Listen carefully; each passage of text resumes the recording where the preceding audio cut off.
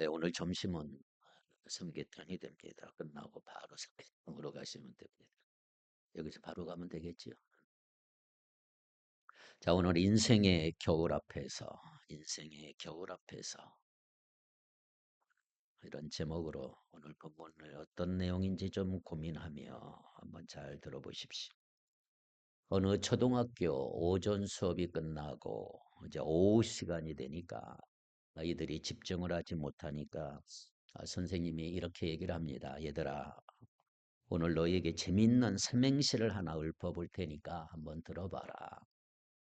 그러자 아이들이 박수를 치며 좋아했어요. 선생님이 이렇게 말합니다. 그럼 선생님이 원두막으로 삼행시를 지을 테니 너희들이 한번 운을 떼보아라.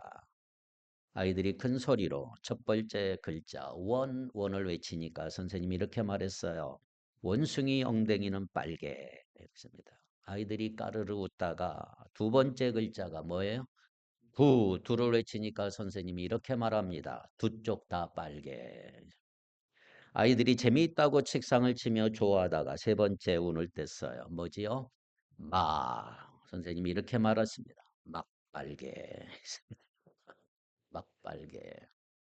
그런데 그 반에 공부라면 기겁을 하는 아이가 하나 있었어요. 맨날 놀기만 한 아이. 선생님의 삼행시가 너무 재밌는 거예요. 그래서 이 재밌는 얘기를 집에 있는 할아버지에게 좀 해드려야 되겠다 마음 먹고 수업 시간 내내 애우기 시작을 했어요. 애웠어요. 원숭이 엉덩이는 빨개. 두 쪽 다 빨개. 막 빨개. 수업이 끝나고 행여나 잊어버릴까 봐 친구들하고 그 놀던 놀이도 알지 않고 놀지도 않고 집으로 막 달려갑니다. 집에 가니까 할아버지는 밭에서 일을 하고 계셨어요. 손자가 이렇게 말합니다. 손자가 할아버지 오늘 학교에서 너무 좋은 거 배워서 할아버지께 가르쳐 드리려고 놀지도 않고 왔어요. 생전 처음으로 손자에게서 이런 말을 들은 할아버지는 손자가 너무나 기특했어요. 손자는 선생님이 한 대로 할아버지에게 이렇게 말합니다. 할아버지, 제가 원두막으로 삼행시를 말할 테니 할아버지가 운을 좀 떼주세요. 할아버지가 운을 떼는 대로 손자가 말합니다. 원숭이 엉덩이는 빨개. 두 쪽 다 빨개. 빡, 빨개. 손자가 집으로 달려가는 모습을 보면서 할아버지가 이렇게 생각을 한 거예요. 내 평생에 마누라에게 재미있는 말 한마디 해준 적 없는데 오늘 저녁에 이 삼행시를 말해줘야 되겠다. 마누라가 얼마나 기뻐할까. 그래서 밭에서 일하는 내내 삼행시를 외우고 또 외웠어요.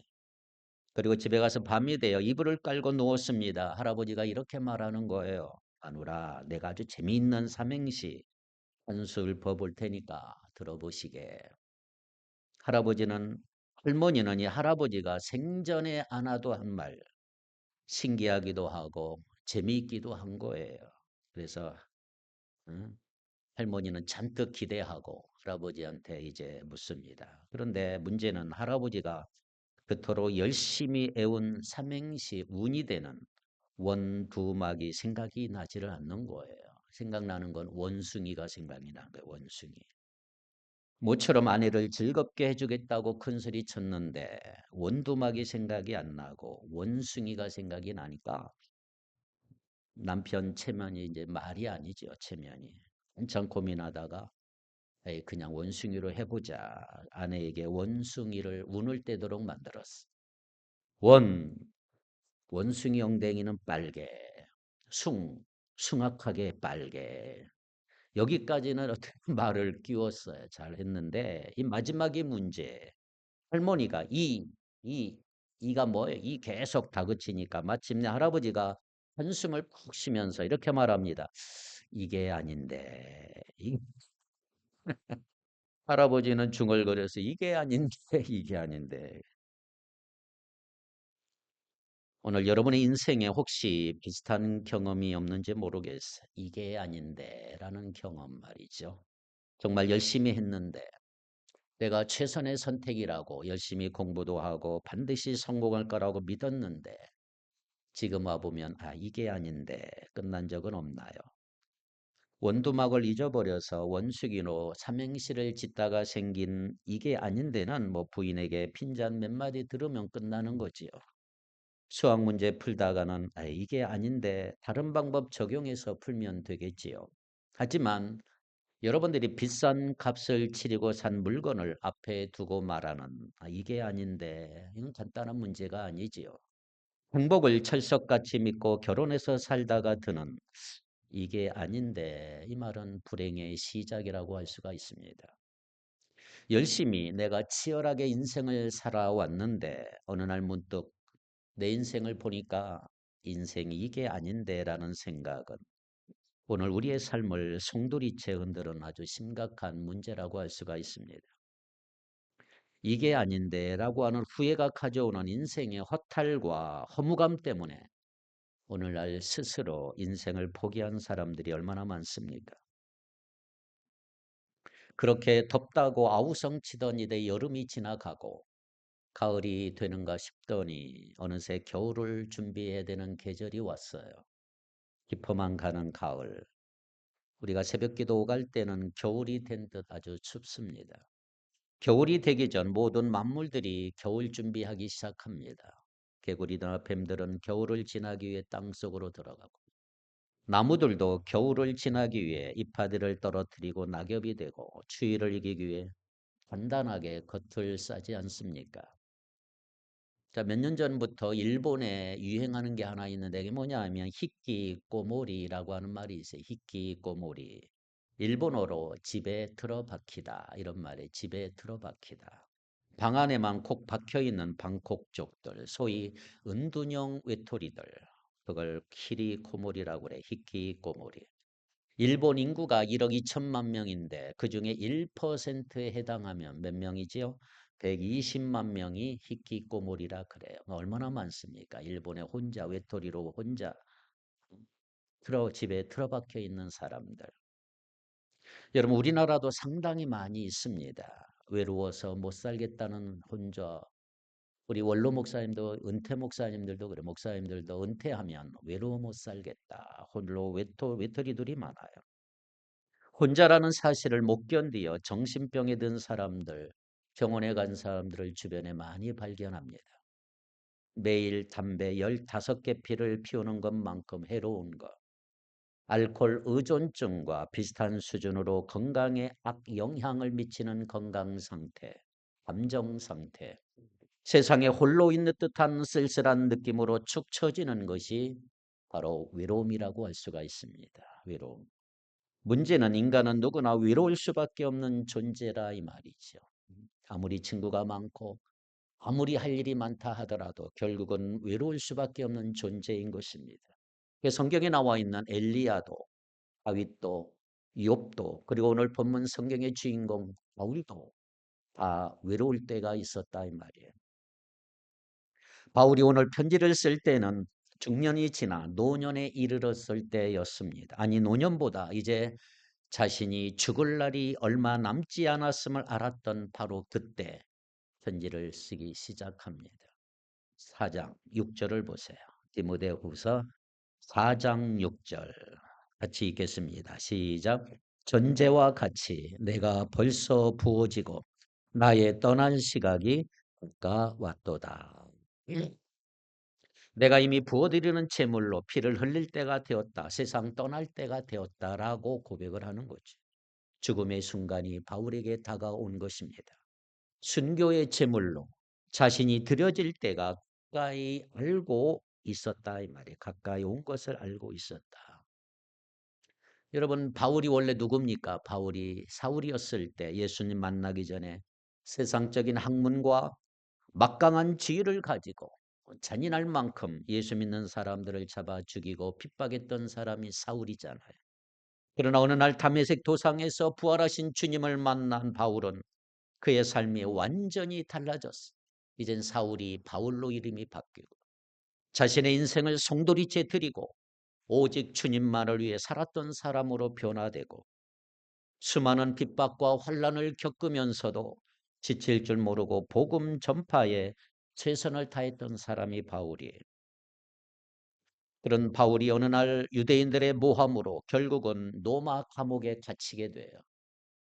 그러나 로마 시민권을 가진 바울에게 약간의 자유가 주어졌어요. 늙고 병든 바울은 수종 드는 여러 사람들과 함께 있을 수가 있었던 것입니다. 그런데 이런 와중에 어려움 속에 있었던 바울 곁에는 이제 한 사람 한 사람 모두 다 떠나버리고 누가만이 홀로 있게 됐어요. 의사인 누가만이 함께 있었다 이 말이에요. 그러니 바울은 얼마나 외로웠을까요? 이제 목회를 오래 하다 보면 오래도록 함께 있어 힘을 주고 기쁨을 주는 성도들도 있어요. 하지만 목회자들에게 상처를 남기고 훌쩍 떠나는 성도들도 있어요. 우리는 유비무환이라는 말을 많이 합니다. 유비무환. 앞날을 미리 준비해 놓으면 혼란을 막을 수 있다. 이게 유비무환이란 말이죠. 이런 관점에서 볼 때 세상은 세 종류의 사람들이 존재합니다. 하나는 현재 일만 생각하는 사람, 전혀 내일을 생각하지 않는 사람이 살아요. 오직 발등에 떨어진 불만 끌 뿐, 허리를 쭉 펴고 앞을 바라보려고 하지 않는 사람들. 위급한 일을 만나면 준비해 놓은 것이 없기 때문에 이런 사람들은 당황할 수밖에 없는 거지요. 마치 시험 전날에 벼락치기 공부를 하는 학생과 같다고 할 수가 있습니다.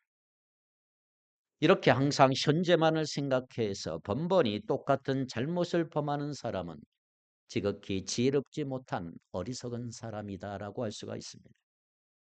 두 번째는 항상 미래만 생각하는 사람, 꿈만 꾸는 사람이 있어요. 이 또한 완전히 현실을 도외시하고 오직 무지개만 잡으려고 하는 환상에 사로잡혀 있는 사람들이 있어요. 이런 사람도 어리석은 사람이라고 말할 수가 있어요. 세 번째 사람은 누구냐 하면 미래를 현재에 옮겨 살 줄 아는 사람. 현실 속에서 미래를 사는 사람이라고 표현하지요. 지혜로운 사람이 누구냐? 바로 이런 사람이 미래를 현재로 옮겨 살 줄 아는 사람. 오늘의 생활 속에서 미래의 삶을 살 줄 알고 또 미래를 생각하고 그것을 위해서 준비하고 대비하며 오늘을 살 줄 아는 사람. 이런 사람이야말로 진실로 지혜로운 사람이다. 이렇게 말할 수가 있습니다. 우리는 사계절이 분명한 계절에 살지 사계절이 분명한 나라에 살고 있어요. 봄, 여름, 가을, 겨울. 이것은 하나님이 우리 민족에게 주신 큰 축복이에요. 사계절이 분명하다는 건 행복한 것입니다. 인간의 모든 문명은 사계절이 뚜렷한 지역에서 발달했다고 보아도 과언이 아닙니다. 사계절은 반복되는 무더위, 정추위를 통해서 우리에게 매우 큰 교훈을 주고 있습니다. 그것은 각 계절을 맞이하기 위해서 우리는 항상 준비해야 한다는 사실이에요. 준비가 없으면 안 되는 것입니다. 이제 11월이고 겨울이 없이 가을이 없이 겨울이라고 하는 계절은 시작이 되지만 특별히 겨울이 오면 우리는 얼마나 많은 것을 준비해야 하는지 몰라요. 교회도 마찬가지. 난로도 준비해야 되고 김장도 해야 되고 별거 다 겨울 준비를 해야 돼요. 그러나 이렇게 기온에만 사계절이 있는 게 아니고 오늘 우리 인생에도 이와 같은 사계절이 있다는 사실을 여러분 아십니까? 스위스요 크리스찬 의사요 심리학자인 폴 트루니에는 인생의 사계절이라는 책이 있어요. 인생의 사계절이라는 책을 보면 봄은 뭐냐? 새싹이 돋아나는 아동기다. 아동기가 봄이다. 이렇게 말하고 여름은 줄기를 뻗으며 자라나는 청년기라고 말합니다. 청년기가 여름이다. 가을은 풍성한 열매를 맺는 장년기에 속하고 겨울은 낙엽이 다 떨어진 쓸쓸한 노년기를 의미한다라고 말하고 있습니다. 그렇습니다, 여러분. 봄과 같은 어린 시절이 있고요. 여름같이 왕성한 생명력을 자랑하는 청년 시절이 있는가 하면 가을과 같이 모든 노력의 결실을 맺고 뿌리고 가꾼 대로 수확하는 장년 시절이 있습니다.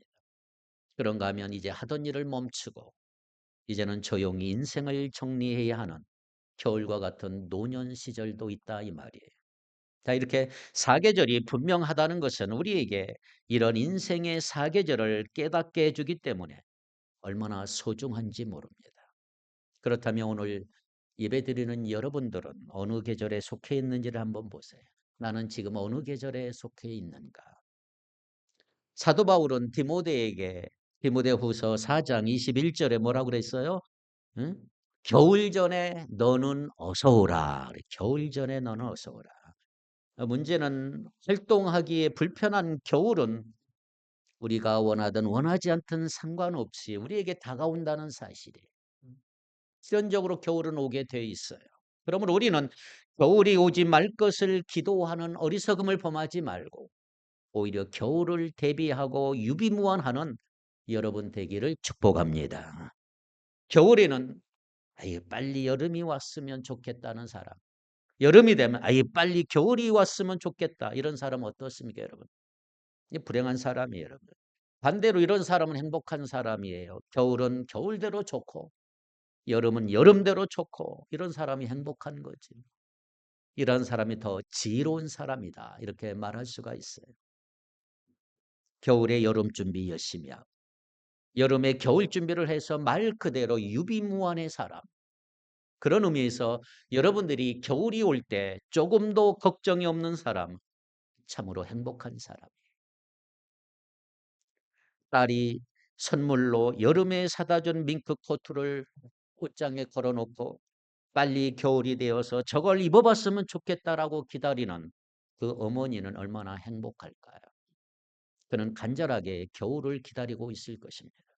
그런 의미에서 여러분, 시간이라는 것은 두 가지 개념이 있어요. 지난주에도 어떤 말씀을 드렸어요. 우리말에는 시간 이렇게 말하지만 헬라어원에 보면 크로노스라는 말이 있고 카이로스라는 말이 있어요. 크로노스, 카이로스. 자, 크로노스는 뭐냐 하면 하나님의 시간이에요. 우리가 변경할 수 없는 시간, 우리가 움직일 수 없는 절대적인 시간, 하루 24시간. 이게 크로노스. 다른 시간이 있어요. 카이로스란 말은 우리에게 주어진 시간이에요. 우리에게. 얼마 되지 않지만 우리가 나름대로 내가 이 시간을 요리할 수 있고 요령껏 사용할 수 있는 얼마간의 나한테 주어진 시간들. 그게 카이로스. 좀 더 자세히 말씀드리면 이렇습니다. 우리 각자에게 허락하신 삶이라고 하는 시간이 있죠. 누구에게나 공평하게 주어진 하루 24시간. 누구에게나 다 똑같아요. 천재도 바보도 엄청난 재벌이나 부자나 가난한 사람이나 대통령도 하루는 24시간이에요. 아무것도 아는 사람이나 인생의 루저들, 패배자라고 할 만한 사람들도 하루 24시간은 똑같이 주어져요. 이게 크로노스예요. 모든 사람에게 똑같이 주어진 시간들. 그런데 내게 주어진 시간이 있어요. 하나님이 허락하신 의미 있는 시간들. 그게 카이로스예요. 주인이 내게 맡긴 시간. 특별한 의미나 가치를 지닌 주관적인 시간. 이걸 카이로스라고 말해요. 크로노스는 누구에게나 24시간 똑같지만 카이로스는 사람마다 길이가 달라요. 생각해 보세요. 어떤 사람은 맨날 도둑질만 해요. 어떤 사람은 열심히 공부만 해요. 의미가 같을까요? 의미는 천지 차이라 이 말이에요. 어떤 사람은 열심히 일해서 돈도 벌고 좋은 일도 하지만 어떤 사람은 매일같이 열심히 노는 사람이 있어요. 시간의 의미가 다르지요. 카이로스가 다른 거예요. 어떤 사람은 아주 긴 카이로스가 될 수 있고 어떤 사람은 아주 짧은 카이로스가 될 수가 있는 거예요. 미국의 개신교 신학자인 라인홀드 리버의 아주 유명한 기도문이 하나 있어요. 기도문. 하나님이요, 내가 고칠 수 있는 것에 대해서는 그것을 고칠 수 있는 용기를 주옵소서. 그러나 내가 고칠 수 없는 것에 대해서는 그것을 받아들일 수 있는 겸손함과 편안함을 주옵소서. 그러나 내가 고칠 수 있는 것과 고칠 수 없는 것을 구별하는 지혜를 주옵소서. 하루하루 소중히 여기며 진지하게 보내게 하시고 순간순간을 누리게 하옵소서. 우리는 살아가면서 바꿀 수 없는 걸 얼마나 바꾸려고 애를 쓰는지 몰라요. 불안감은 점점점 커지는 것이죠. 여러분, 내가 고칠 수 없는 거, 바꿀 수 없는 것이 있다는 걸 알아야 해요. 내 마음대로 절대로 지체할 수 없고 고칠 수 없고 변형하지 못하고 연기하지 못하는 게 있다 이 말이에요. 그것이 시간이에요. 시간. 내가 할 수 있는 것과 할 수 없는 것을 구분하여 내가 할 수 있는 것에 시간을 투자하고 시간을 집중한다면 얼마나 지혜로운 결과가 나올 수가 있을까 이 말이죠. 바울은 이번이 두 번째로 로마 감옥에 들어갔어요. 첫 번째는 하나님의 은혜로 풀려나왔어요. 멀리 스페인까지 복음을 전했어요. 그런데 지금 그는 자신의 생애 마지막이 다가오고 있음을 느끼고 있는 거예요. 지금 이제 죽을 날이 왔다. 그래서 바울은 이렇게 고백합니다. 디모데후서 4장 6절, 7절, 8절을 읽겠습니다. 6절, 7절, 8절 시작. 전제와 같이 내가 벌써 부어지고 나의 떠날 시각이 가까웠도다.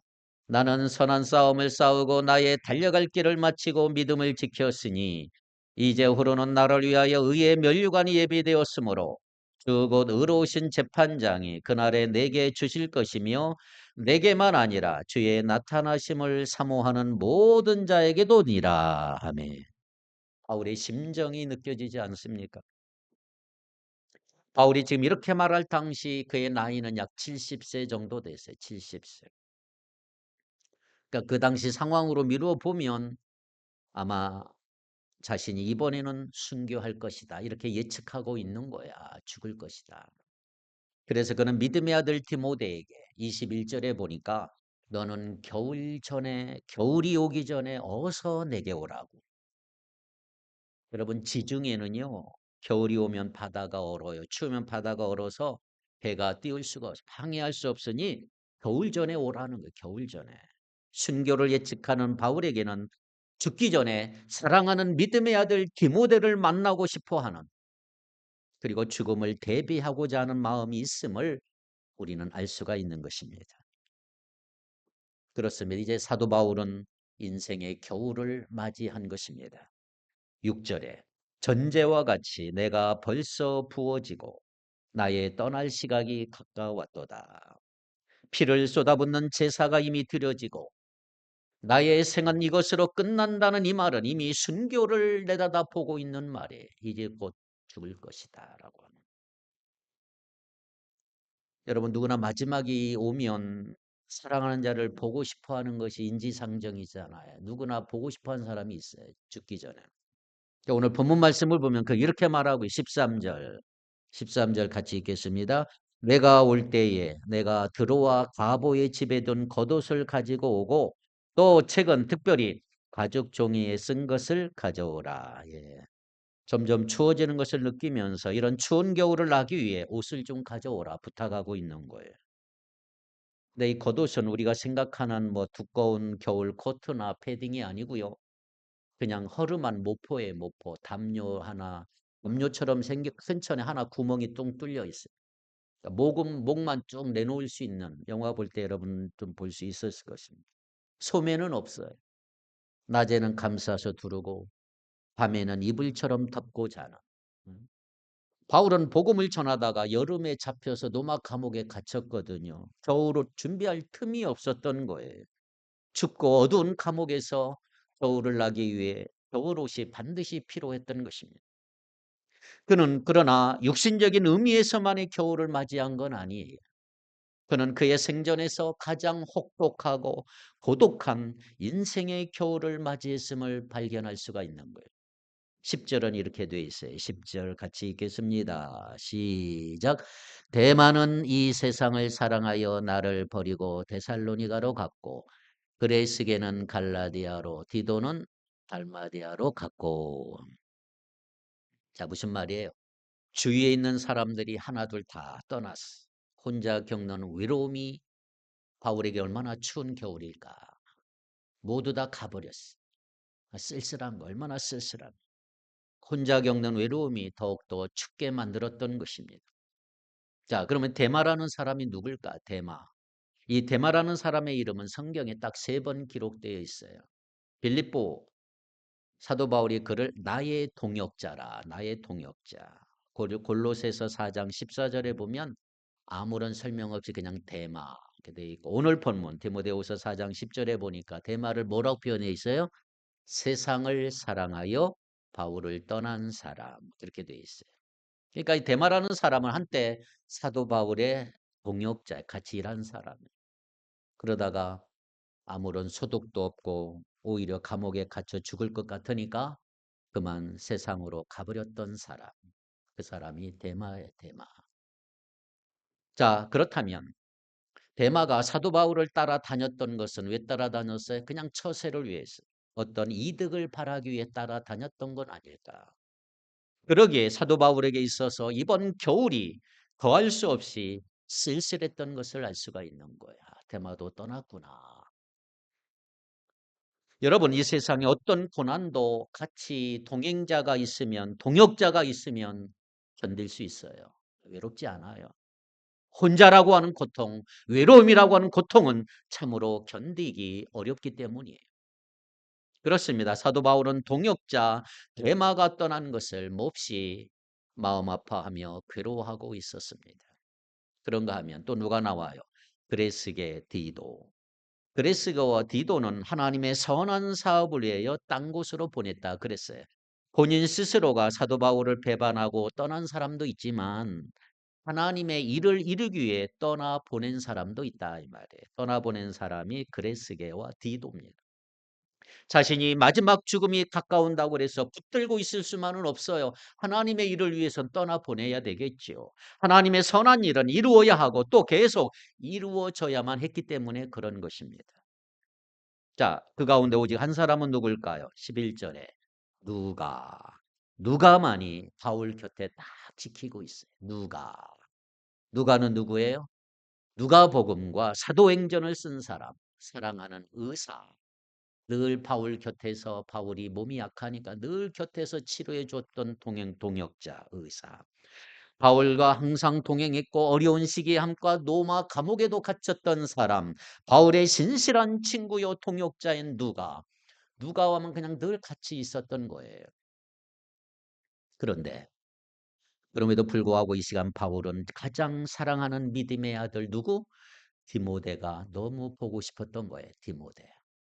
겨울이 오기 전에 아니 죽기 전에 어서 오라고. 겨울 전에 어서 오라고. 그렇게 애타게 디모데를 찾고 있는 바울의 모습을 볼 수가 있습니다. 7절을 읽겠습니다. 7절 시작. 나는 선한 싸움을 싸우고 나의 달려갈 길을 마치고 믿음을 지켰으니. 아멘. 사도 바울의 인생의 결론이에요. 인생의 결론. 하나님께서 자기를 부르시고 맡긴 사명을 모두 완수했다. 이 고백이지요. 저도 이 말씀을 들을 때면 사도 바울처럼 내 생을 마칠 때 이런 말 할 수 있다면 얼마나 행복할까. 비겁하게 피해 다니거나 어쩔 수 없이 불가피해서 일한 사람은 아니에요. 그는 선한 싸움에 도전하고 싸워나가는 적극적이고 생명력 있는 삶을 살았던 사람이 바울이 어떤 고난과 위협에도 불구하고 굴복하지 않았다. 압도적인 믿음으로 믿음을 지켰던 사람 바울이란 말이에요. 그렇습니다. 여러분 믿음을 지키고 경주장에 온 사람으로서 달려갈 길을 다 마쳤다고 하는 사도 바울의 생의 결론이 오늘 우리 인생의 결론이 될 수 있도록 힘쓰고 애쓰는 여러분 되기를 축복합니다. 한 걸음 더 나아가는 자기 생을 반성하면서 11절에 보면 마가를 데려오라. 그래서 마가 자신에게 유익하다 그랬어요. 자, 그 이유에 대해서 좀 더 생각해 봐야 합니다. 왜 마가를 데려오라고 했을까? 마가는 누굴까요? 마가는 오순절 성령이 강림했다는 마가 다락방에서의 그 마가입니다. 마가.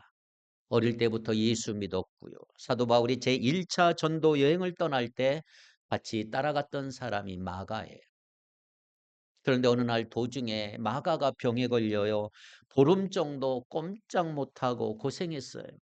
그럴 때 사도 바울이 마가를 지극정성 간호하고 애를 쓰고 기도해 주고 주야 가리지 않고 보호해 줬어요. 그런데 문제는 이 마가가 병이 완쾌되자 무슨 까닭인지 사도 바울과 동행할 거 포기하고 고향으로 돌아가 버리고 말았어요. 그때 바울이 얼마나 섭섭했을까? 안 그러겠습니까, 여러분? 그 후 바울은 1차 전도 여행을 무사히 마치고 예루살렘에서 이제 보고를 해요.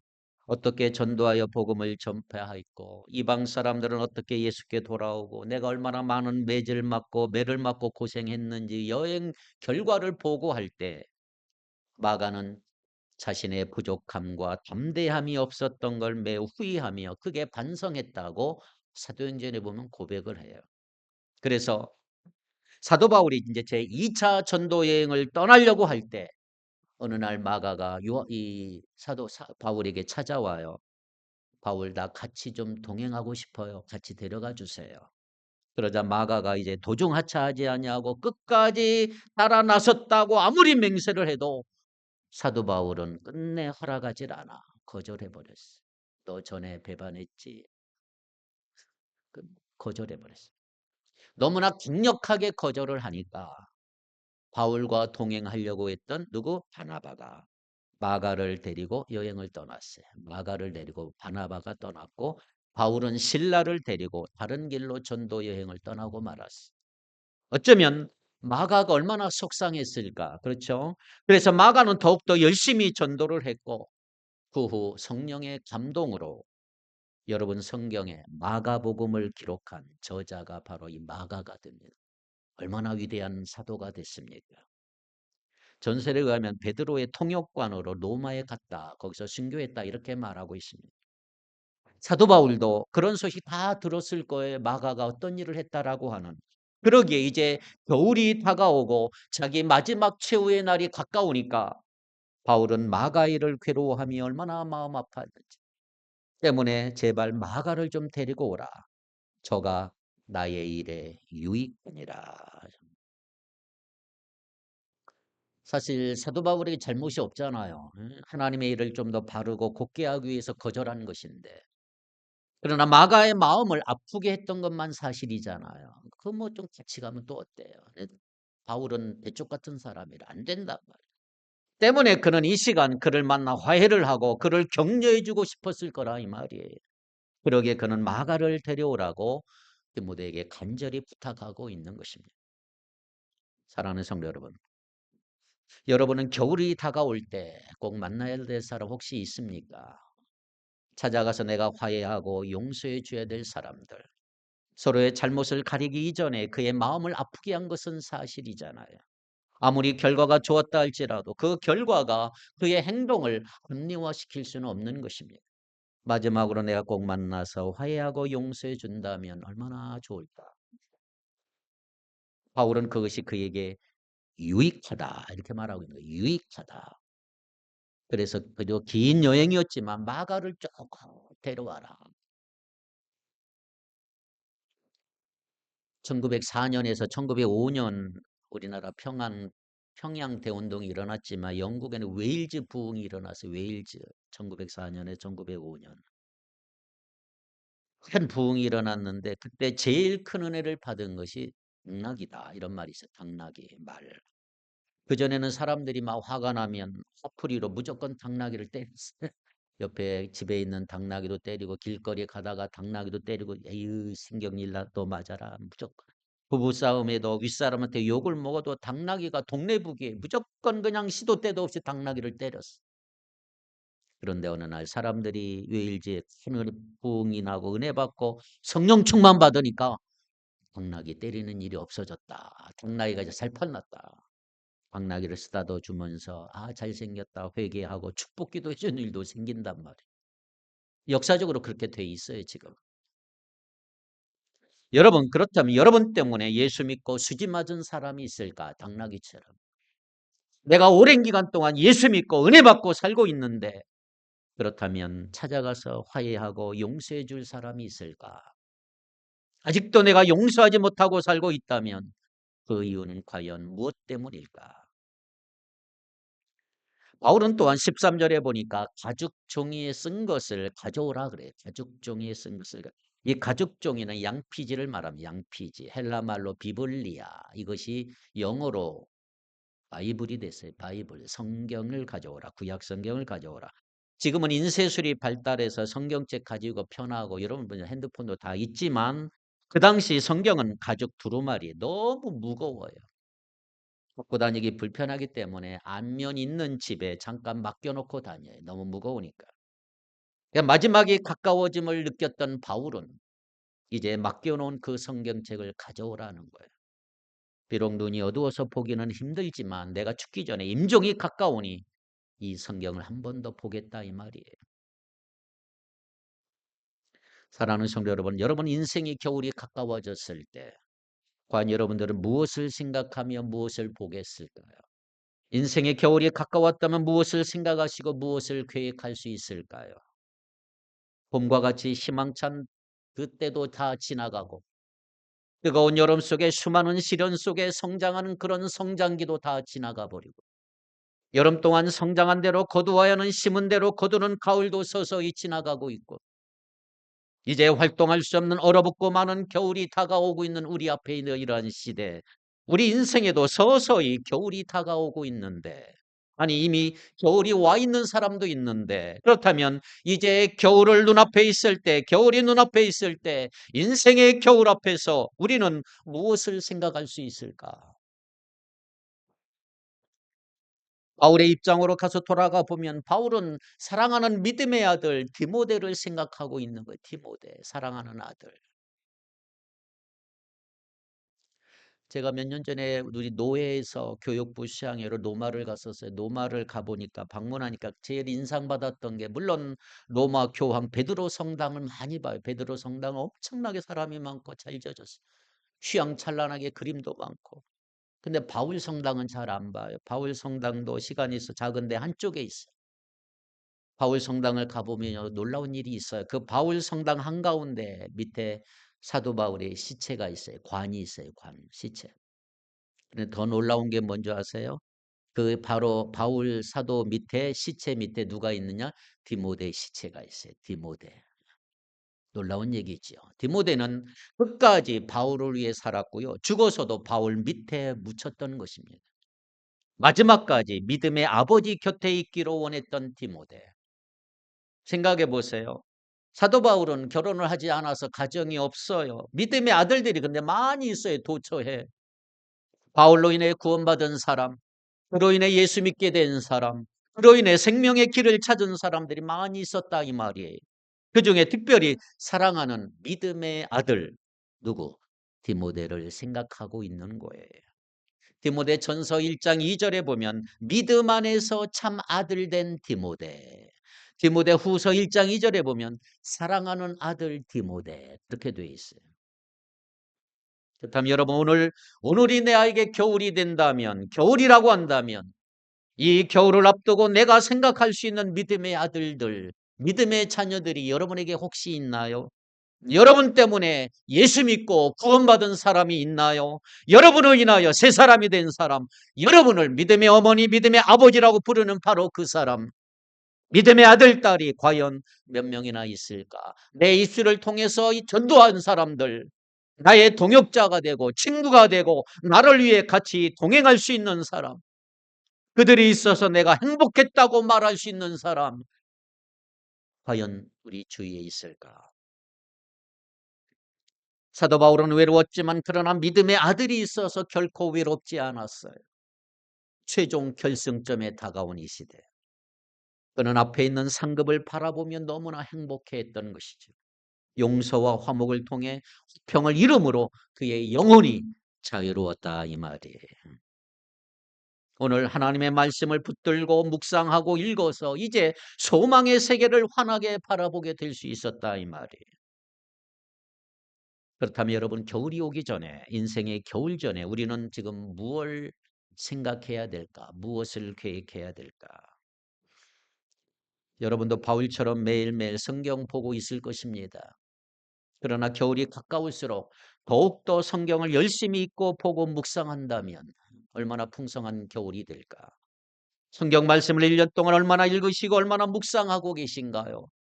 인생의 겨울이 오고 죽음이 가까우면 이것저것 해야 할 일이 많을 텐데 그러나 그것보다 먼저 하나님의 말씀에 더욱 귀를 기울인다면 얼마나 행복한 겨울을 만날 수 있을까? 여러분 참된 지혜의 원천은 하나님이십니다. 잠언 2장 6절 여호와께서 지혜를 주시나니 그의 입에서 지식과 명철이 나오느니라. 야고보 1장 5절 시작 너희 중에 누구든지 지혜가 부족하거든 모든 사람에게 후히 주시고 꾸짖지 아니하시는 하나님께 구하라 그리하면 주시리라. 아무리 여러분들이 바빠도 사도 바울처럼 멀리 둔 성경책 찾아다가 진실하게 하나님의 말씀을 읽고 듣고 묵상하는 여러분 되기를 축복합니다.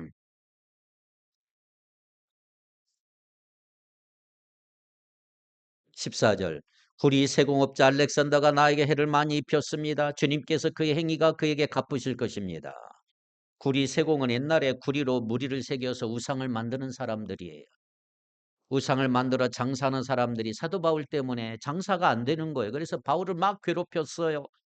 원수와 같은 사람들이잖아요. 바울 입장에서 보면. 그런데 바울은 자기를 괴롭힌 사람들에 대해서 뭐라고 그랬어요? 주께서 그 행한 대로 저에게 갚으시리니 하나님께 맡겼다 이 말이에요.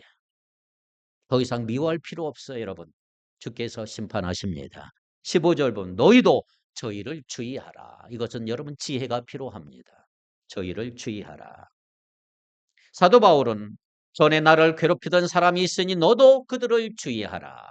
그러나 주께서 그들이 행한 대로 갚아주실 것이다. 그러니 너는 모든 것을 주께 맡겨버리라. 우리에게 당부하고 있는 거예요. 자, 이제 마지막으로 바울이 회개하는 부분을 볼까요? 디모데후서 4장 16절. 시작. 내가 처음 변명할 때에 나와 함께한 자가 하나도 없고 다 나를 버렸으나 그들에게 허물을 돌리지 않기를 원하노라. 아멘. 비록 처음 복음을 전할 때 열심히 동행하며 따라다녔던 무리들이 하나둘 다 떠나버렸어.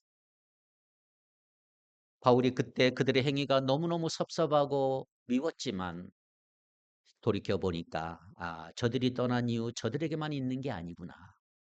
회개하고 있는 거예요. 나를 떠난 사람들을 원망하지 말라. 허물이 저들에게만 있는 게 아니라 오히려 그 허물은 내게 있다. 이렇게 말하고 있는 거예요. 여러분, 이제 우리도 우리에게 인정하든 인정하지 않든 인생의 겨울이 다가오고 있는데 아직도 남을 비판하고 아직도 내 모든 운명의 잘못이 다른 사람에게 있다고 원망하고 있지는 않은가 이 말이죠. 아직도 국가를 원망하고 아직도 사회, 가정, 환경을 탓하고 있는가 이 말이죠. 아직도 남편 탓하고 아직도 아내를 탓하고 아직도 자녀들을 탓하고 있는가 이 말이에요. 아직도 나의 허물을 다른 사람에게 돌리고 있는지 겨울이 오기 전에 살펴본다면 얼마나 행복한 겨울이 될까.